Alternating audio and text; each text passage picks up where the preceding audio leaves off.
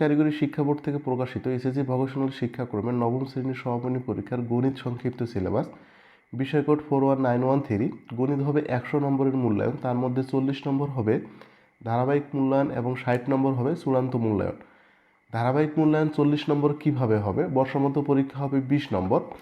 বর্ষমধ্য পরীক্ষা বলতে এখানে বোঝানো হয়েছে যে আজকে হলো 4 অক্টোবর, পরীক্ষা হবে 3 ডিসেম্বরে। তো এর মধ্যবর্তী সময় 1 মাস ক্লাস করার পরে তোমাদের পরীক্ষা হবে। এখানে হবে 20 নম্বরের পরীক্ষা। কুইজ অথবা ক্লাস টেস্ট হবে 5 নম্বরের, ক্লাস ওয়ার্ক হবে 6 নম্বরের, অ্যাসাইনমেন্ট হবে 5 নম্বরের, উপস্থিতি ও আচরণ এটার জন্য হবে 4 নম্বর। সুতরাং মোটে হলো 40 নম্বর। এভাবে ধারাবাহিক মূল্যায়ন 40 নম্বর কমপ্লিট করা হবে।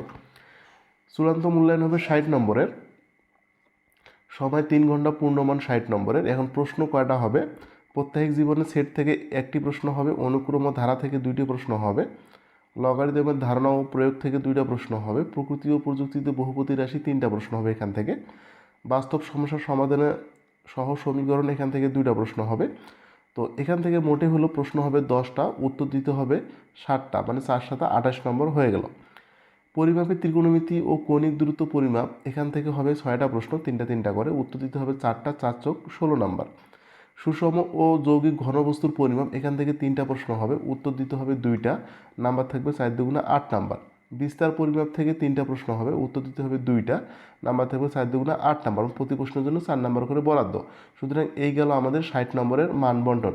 এটাই হলো আমাদের গণিতের সংক্ষিপ্ত সিলেবাস। ধন্যবাদ, সবাই ভালো থাকবেন। আল্লাহ হাফিজ। আমার ভিডিওটা ভালো লাগলে অবশ্যই চ্যানেলটাকে সাবস্ক্রাইব করে আমার পাশেই থাকবেন।